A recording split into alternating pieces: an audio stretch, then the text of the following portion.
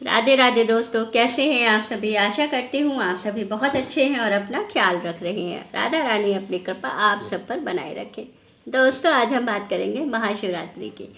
महाशिवरात्रि पर जलाभिषेक करते समय बहुत से लोग बहुत सारी छोटी छोटी गलतियाँ कर जाते हैं। उनको ये पता नहीं होता है कि उन्हें अभिषेक करते समय किन किन नियमों को ध्यान में रखना है और क्या चीज़ें नहीं करनी है। तो आइए हम आज इसी के बारे में बात करेंगे कि हमें जलाभिषेक करते समय किन नियमों को ध्यान में रखना है। तो चलिए संपूर्ण नियम आप लोगों को बता देती हूँ। भूल कर भी महाशिवरात्रि के दिन ये गलती मत कीजिएगा, वरना आपके पूजा का फल आपको प्राप्त नहीं होगा। तो चलिए संपूर्ण नियम आप लोगों को बता देती हूँ। तो चलिए, इससे पहले लेकिन अगर अभी तक आपने चैनल को सब्सक्राइब नहीं किया है तो आप चैनल को सब्सक्राइब ज़रूर कर लीजिएगा और बेल आइकन दबाना बिल्कुल ना भूलिएगा। वीडियो अच्छी लगे तो लाइक और शेयर ज़रूर कीजिएगा और एक प्यारा सा कमेंट हर हर महादेव का ज़रूर कीजिएगा। तो चलिए वीडियो शुरू कर लेते हैं। सबसे पहले बात कर लेते हैं हम लोग महाशिवरात्रि की कि महाशिवरात्रि कब पड़ रही है। तो महाशिवरात्रि का जो त्यौहार है वो मनाया जाएगा 26 फरवरी को। तो 26 फरवरी के दिन आप महाशिवरात्रि का व्रत रखेंगे। जलाभिषेक आप कितने बजे तक करेंगे? देखिए, पूजा का भी शुभ मुहूर्त है। जलाभिषेक क्योंकि शिवरात्रि है तो रात्रि के समय का ही पूजन विशेष रूप से फलदायी होगा। तो रात्रि के जो 4 मुहूर्त हैं वो मैं आपको बता दे रही हूँ फटाफट से कि जो रात्रि में 4 शुभ मुहूर्त है उसी में आपको अभिषेक और पूजन करना है। तो सबसे पहला जो मुहूर्त आपको मिल रहा है वो मिल रहा है प्रदोष काल में। प्रदोष काल का समय होगा 5:10 से लेकर के 6:15 तक। इस बीच में अगर आप पूजा करते हैं तो आपको विशेष फलदायी होगी, क्योंकि ये प्रदोष काल का समय है। तो ये पहला मुहूर्त आपको मिल रहा है। दूसरा मुहूर्त मिल रहा है 7:23 से लेकर के 8:20 तक। दूसरा मुहूर्त ये है, इसमें भी आप अभिषेक और पूजन कर सकते हैं।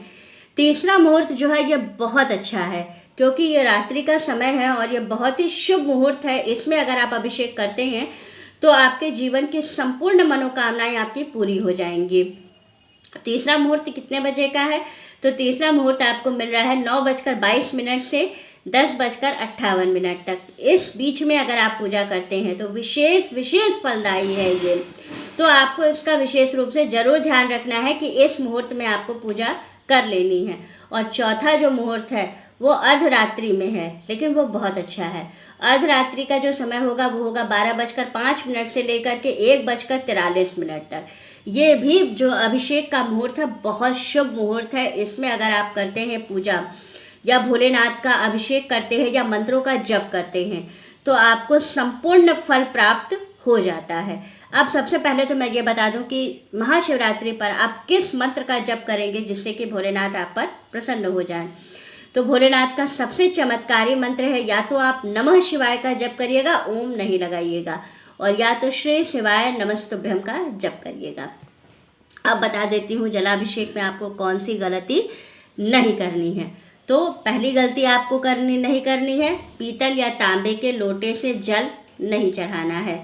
दूसरी गलती क्या नहीं करनी है कि जब भी आप मंदिर में, देवालय में या अपने घर में तो खैर आप अपने घर का ही जल लेंगे, लेकिन मंदिर या देवालय में अगर आप पूजा करने जा रहे हैं तो आप घर से जल लेकर जाएंगे। मंदिर का जल इस्तेमाल नहीं करेंगे, जल नहीं चढ़ाएंगे मंदिर का।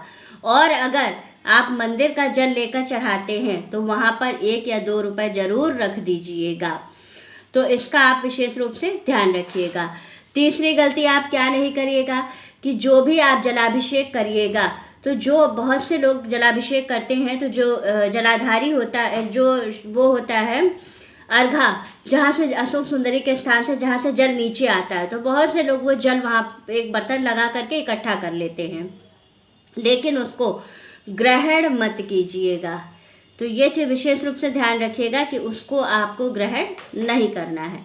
चौथी गलती आप क्या मत करिएगा, जो जलाधारी है, अगर आप पूजा करने जा रहे हैं, अभिषेक कर रहे हैं और जलाधारी खाली है तो बिल्कुल पूजा मत कीजिएगा। पहले जलाधारी में जल भरिएगा, उसके बाद आप पूजा कीजिएगा। संपूर्ण पूजा करने के बाद, पूरा जल चढ़ाने के बाद भोलेनाथ पर थोड़ा सा जल लोटे में बचा लीजिएगा। वो क्या करिएगा कि आप जलाधारी में जल अगर है भी पहले से तो भी आप लास्ट में जब सब पूजा कर लीजिएगा तो जो लोटे में थोड़ा सा जल जरूर बचा लीजिएगा और उसको जलाधारी में डाल दीजिएगा। बिना जलाधारी में जल डाले मत आइएगा, आपकी पूजा पूरी नहीं मानी जाएगी। तो इस चीज़ का विशेष रूप से आप ध्यान रखिएगा।